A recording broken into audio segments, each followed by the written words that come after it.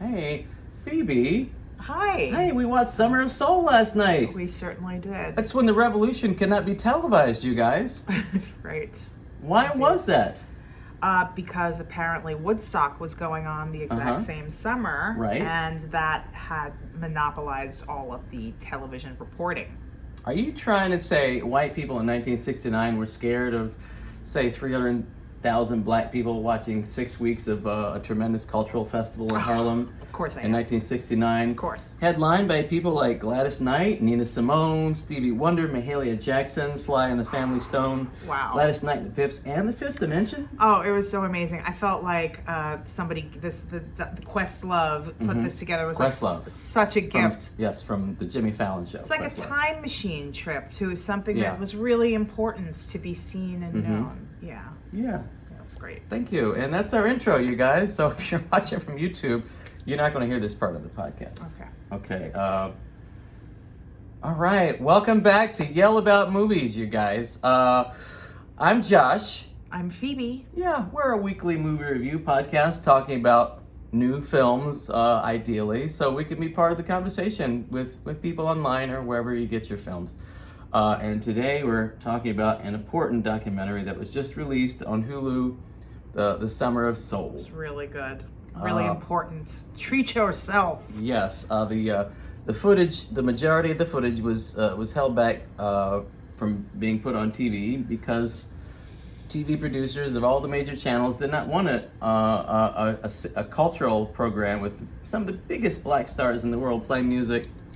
They didn't want them, and it was fun. It was right here in New York City, but yet they put so many resources into just these white kids watching admittedly equally good music just 100 miles away outside of New York City. Wouldn't you think that a giant festival like that in New York City, sponsored by New York City, in Harlem, a year after Martin Luther King died, would news organizations would want to cover? Absolutely. I don't know why they didn't, but they said that Woodstock was the reason that just monopolized all of the television and that nobody else wanted to televise it. But they also said a convenient excuse, by the way. Seriously, I mean, Woodstock was a big deal, but those were two guys, like Jewish kids, I think, that just wanted to put on a big party, like the best, that without any permits. This was something funded by the city, blessed by the mayor of New York at the time, who the black community really liked just because he was comfortable with black people, and we didn't hear a word of it. Yeah, no, didn't know about it. We had never heard about it until today.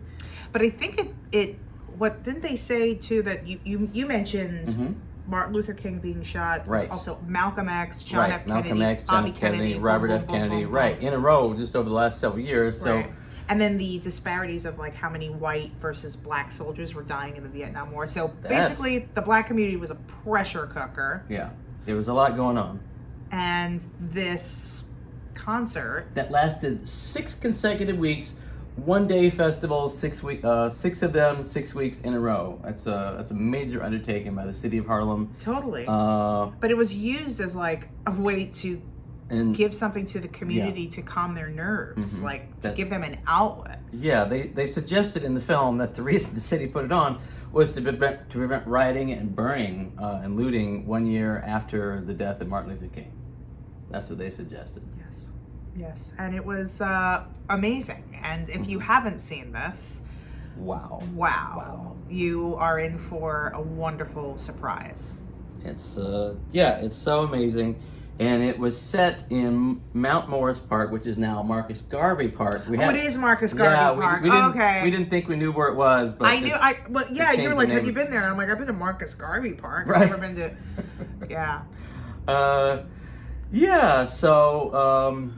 Just a series of tremendous songs and performances in a row from, like we said, Stevie Wonder, Gladys Knight, Sly and the Family Stone, and each one of them often had little directorial outtakes from Questlove with people like the Fifth Dimension, talking about what the performance meant to them, because the Fifth Dimension put on these, shiny, happy people songs on the radio that audiences, including the black audiences, and I always have thought they were white music, because that Age of Aquarius song was played at a water park when I was at my first job, along with all other white music, or just about. Yeah.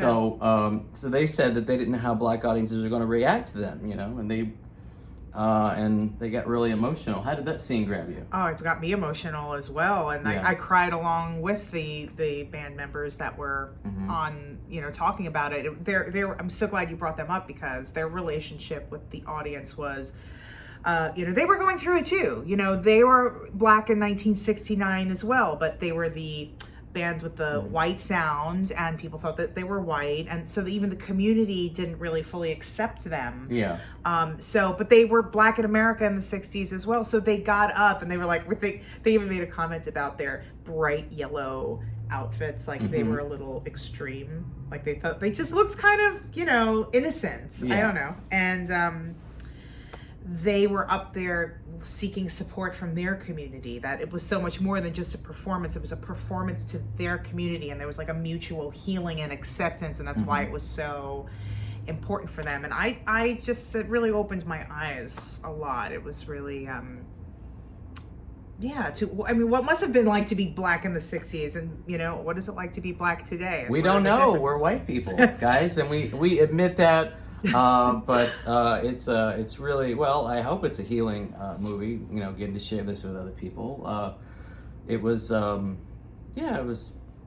It's been tremendous learning about this cultural heritage that was stolen from them. It was a massive undertaking, and people should have known about it instead of being like tucked into the back of magazines. Like, I think I saw a mention of, it was called the Black Woodstock.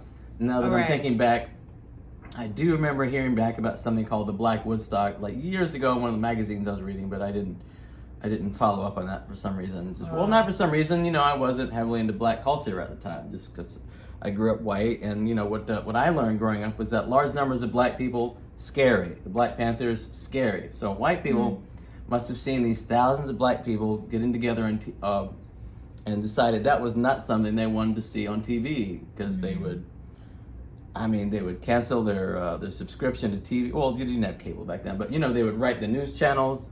They would, they would complain, get it taken down. And it had only been like a year and a few months since they saw Martin Luther King march on Selma, and then white police officers face down with them and beat them violently with clubs. What must white people have thought? They must have thought, oh, they're coming here to take what's ours, because apparently sharing wasn't a big thing back then. Anyway, I'm sort of rambling a little bit. What was it like? What was it like in your heritage growing up? Thinking about like black people and like the Black Panthers. What was your like cultural influence? What did they tell you? I grew up in New York City, so the world looks like Sesame Street to me. I grew up within diversity. However, my brother and I were the only ones that grew up in New York City. The rest of the extended family are all, white in New Jersey and not living in diversity. So I got to hear, both of those voices of sort of like a fear of being in a black neighborhood versus being somebody who went to a school where I was in the minority. But I still never heard of this. Which is that's why I'm so relieved that we have the opportunity to see this. Because gosh, I feel like I went to concert last night to see Stevie Wonder having a 70-inch screen TV helps. I'm just gonna say. I was like, it's like, wow, it's like live. It was delightful. What did you think of the host, that Tony Lawrence guy?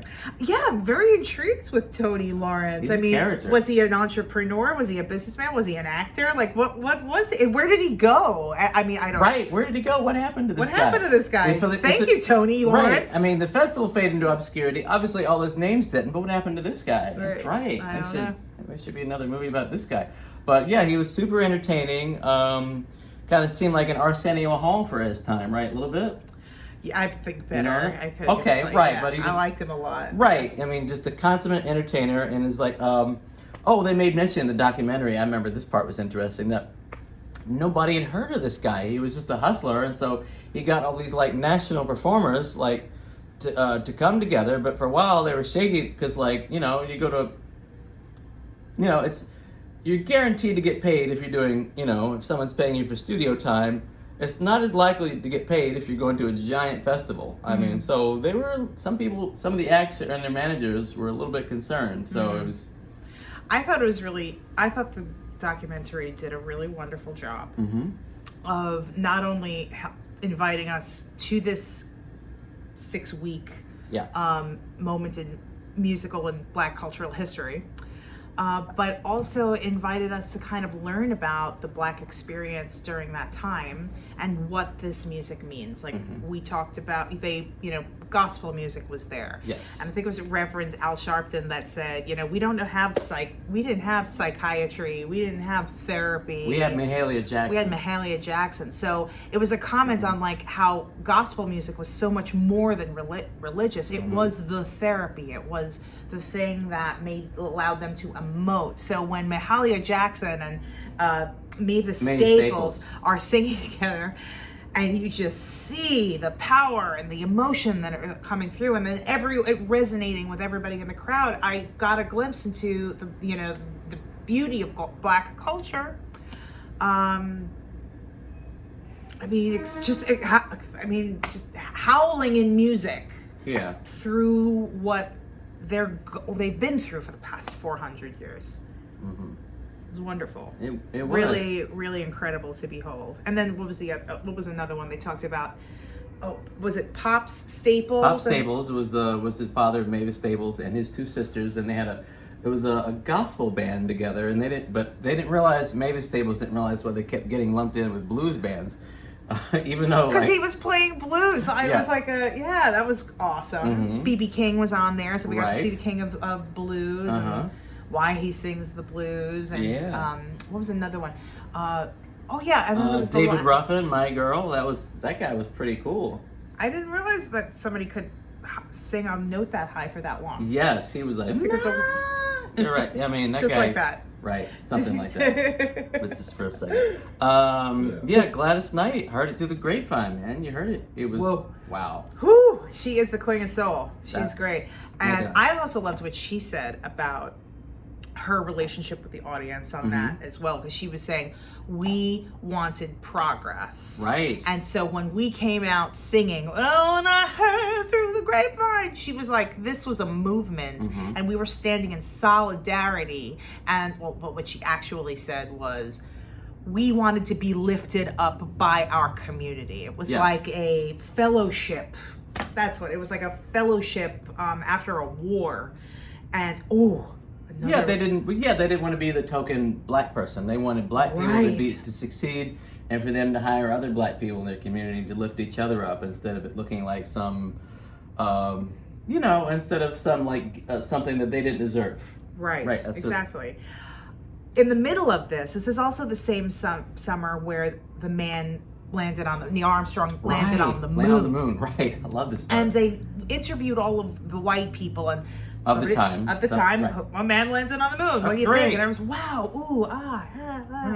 we're the best. And then they went to, this is televised, and then they went to the Black community and asked them, they're like, I think it's a waste of money.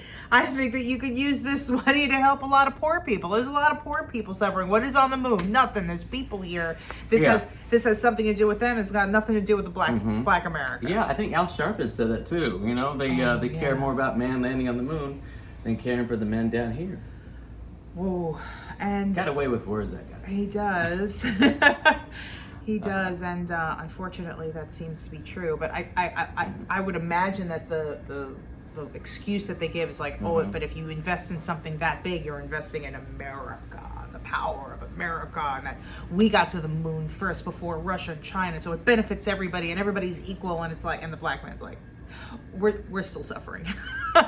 We still need that money, and well, and they still need that. Yeah, they still do. I don't think they've been helped still by us going to the moon. But but fortunately, we have made progress, because what I learned yesterday was that apparently Richard Branson went into outer space. That's great. So I don't know. I wonder how much that cost. How about that? That's pretty cool. Just a little joy trip by Richard Branson there.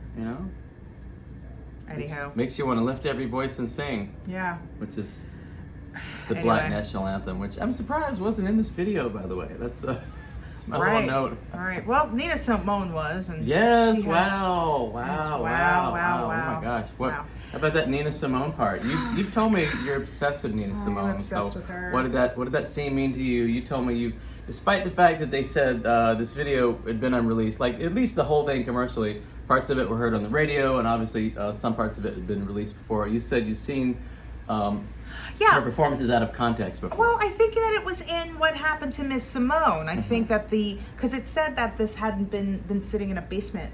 The footage of this had been sitting in a basement for 50 years. Right. But I think some of that footage was put into What Happened to Miss Simone because I've seen this performance before. So I don't know. They were like, it's never been seen before. Right. Well, that's fine. I don't want to. Hard to figure that out without spending a lot more time in research than we do. So, how did that footage strike you, though? Seeing it again in this new context of Nina Simone. Yeah. Oh boy. Yeah.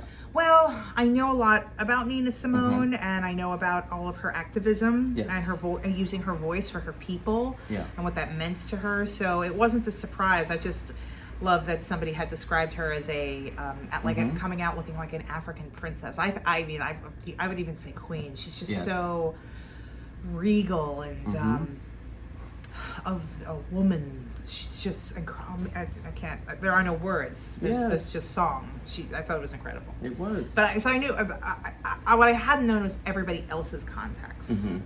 What that concert had meant to the performance, just as much as it had to the audience receiving. Yes. And then so another one that was interesting was Sly and the Family Stone. I have a funny story about that with my dad. But he had like white band members. Yeah, he had a white drummer and a white saxophone player. Yes. And he had a woman. A woman. Who was a trumpeter, and she was black, light-skinned, and she also sang. So it was like his band looked like Sesame Street. It was just like diversity, and the music was righteous, and it was fantastic. Okay, can I tell my... Not the Righteous Brothers, mind you. Sly and the Family Stone righteous. Apparently, I can't get I can't get through a podcast without telling some kind of cool story about my dad, because my dad is cool. Listen, that's great. My dad went to a Sly and Family Stone concert in Madison Square Garden in, I believe, 1969. Ooh. And he said it was the weirdest concert I ever went to in my life. All of a sudden, the big openings, like the entrances into the stadium or whatever you call it, come out in big outfits with fur coats and wigs, and they come out, and then they took out these giant bowls of marijuana with joints in them and passed it around. And so Sly and the Family Stone actually like smoked up their entire audience in Madison Square Garden, and my dad was there. What? That didn't make it into the documentary, but you know, I just thought it was an amazing story. It was. But speaking of how music for the black people back then and as now is can be therapy. Talk about this. It's a children's show. Yes. Well, it's legal, sort of. It's legal in New York, where we are right now. It's not legal in Virginia. But it's getting there. Heads up, kids. There are pictures of people smoking marijuana in this documentary. I'm just saying, be careful. That's right. How did you think, speaking of music as therapy, what did you think of the integration of gospel music we talked about? Like when they started singing, "Oh, happy day," you know, and the effect it had on the audience, and you saw the people reacting to it. I am so relieved you've brought this up. This is like, I mean, maybe one of the most important points of the documentary was the role of gospel music in the black community, and like we were talking about before, when emoting is the therapy. But and we've talked previously about how black gospel music started because white gospel music rejected black people from the white churches, so that's why the black gospel exists in the first place. Literally Abyssinian Baptist Church, a few blocks away from Marcus Garvey, 10 blocks away from Marcus Garvey Park. That was a church, the oldest church in New York City, next to Trinity, that had to be started because they were not welcome. Wow. Yeah. So, hearing Mahalia Jackson. Sing. We saw this last night, and I am like still kind of floating. I feel like you encounter something, you touch down into something very sacred and special. And one of the attendees that was there as a boy. He was just an attendee, and that's why they were interviewing, and he started to cry because he was like, the fact that you're even making this documentary lets me know that I wasn't crazy. I wasn't making it up. Yeah. What something was happening at this event, and and he was all moved about it. So I feel so blessed to and grateful to Questlove for making this documentary, because it's just such a treat and an honor to be able to have any kind of insight into a sea of people that have been underloved, putting it lightly, and to understand and empathize more. It's great movie. Yeah. I mean, it's just you could see from the crowd reaction how much it meant to the people watching, how much it lifted them up. Just that greater cultural context just meant so much more to me watching it than just a concert. Yes, absolutely. Yeah, and makes Woodstock look like it's like whatever. Yeah, I mean, white kids with free time and money were able to drive hundreds of miles away. There couldn't have been a black Woodstock 100 miles away, because they could. Some of them may not have been able to afford to get there. White kids had more disposable income and time and money. So, right. I mean, it's just, I do think it's important to mention, though, just that Whoopi Goldberg did get pregnant at Woodstock. That is a fact. That is a fact. Right. I think it's also important to mention the Afro Latin community. There were some Herbie Hancock songs. What was that? Yes. Watermelon Man? I forget the name Watermelon of the band. Man, right. Oh, and I don't remember the name of the band that was playing it. Sorry, guys. Right, and there's also an African trumpet player named Hugh Mascala. That guy was pretty wild. That guy was amazing. Right. I mean, just an absolute blend of right. Yeah, just like that. What they called neo-noir super blackness in the documentary. I forget who said that, but I wrote down that quote. Nice. Because Neo what? Neo-noir super blackness. Neo-noir super blackness. That's a song in and of itself. Gosh. So I mean, there's a rich, and this is when Lin-Manuel and his father came on. Yes, Lin-Manuel Miranda and his father were on talking about the Spanish music. Yeah. And I don't think they had any direct connection to the concert per se. Right. It was like but that. He grew up in Washington Heights, which is north of Harlem, but they are. I don't know. Maybe anybody know? Put it in the comments. Exactly. Well, it was it was partially like that VH1 behind the music style thing where they pull people who could speak to the context at the time into it.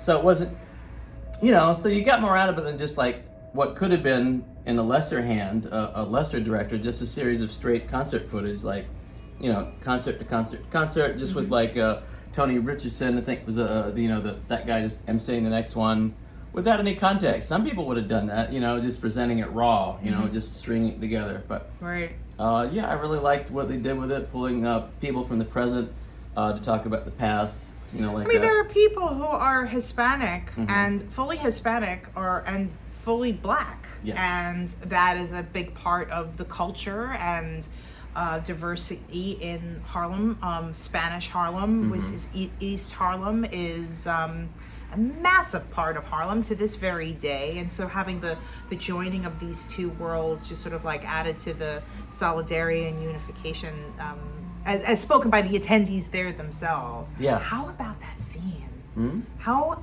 powerful was that scene when Mahalia Jackson said to Mavis Staples, I can't sing this.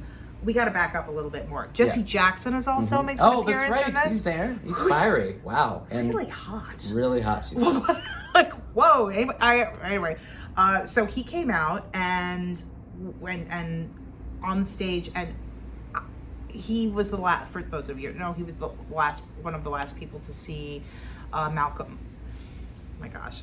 Martin Luther King. Thank you. Martin Luther King Jr. alive. In fact, Martin Luther King Jr. was shot in front of him. Yeah. So Jesse Jackson came out and told the story. And the song is Precious Lord. Well, you find the song. He came out and told the story of how Martin Luther King was died, and that he had just said to them, make sure they sing Yes, Search My Precious Lord. My Precious Lord. Yes. And then pow, he was murdered. And then Jesse Jackson turned to the band and said, Mahalia Jackson is now going to sing this. So it was a very solemn memorial, a retelling of how Martin Luther King Jr., Dr. King was killed. And also Mahalia Jackson herself, who's like the best of the most, of gospel singers, singing his last words request. And then she leans over to Mavis Staples. Yeah. And that who was, like a young ingenue at the time in her dad's band. Yeah. She hadn't struck out on her own yet, which Right. is now extremely well known. But she already had a very strong voice. Yeah. Very strong. I mean, I couldn't believe my eyes. I had the goosebumps all over me, just seeing the power coming out of both of them. Magical moment, which makes it all the more maddening that this footage wasn't really shown in full context until this year, 2020. I know, but hey, it's here. Yeah. And the only reason why it was the Resurrector is because of Questlove. That makes me a little concerned because of Questlove. Like, what wouldn't somebody? I mean, another black artist that's like, at least somebody did, but like, shouldn't it be in like a museum or some sort of archival? Like, shouldn't it? Like, Right. Yes, information and footage and, should be preserved. Right. It was not allowed on the television. What is the subtitle of this? The concert that had never been televised? Yeah, the revolution was not televised. The revolution that was not televised. Not televised, yeah. So, like, it's true that the revolution is among us. So, there's more progress with everything going on in the last year. I guess that's less about the movie. It's curious to know, like, in what ways have we progressed, and what ways have things stayed the same. Woo. That's another podcast. Wow. But this is what this movie does. It makes you think about these questions. Yeah, right? Yeah, for sure. Any other questions that came up for you watching this film? I didn't think about any questions that I had. I sort of talked. Or like history, talked about them. Or history and black culture that sort of made a connection that pieced together with you. I mean, if not, it's okay. We can just. The things that I've mentioned. Yeah. Yeah. Yeah. Okay. Well, that's okay. It's an absolute joy, and I think this rating system is almost, what's the point here? Oh. I mean, I'm just. Oh. Is there any point in not giving it a 10? Please. Did you know? How could you not? That Stevie Wonder? I did remember one question. Oh. Did you know that Stevie Wonder could play the drums like that?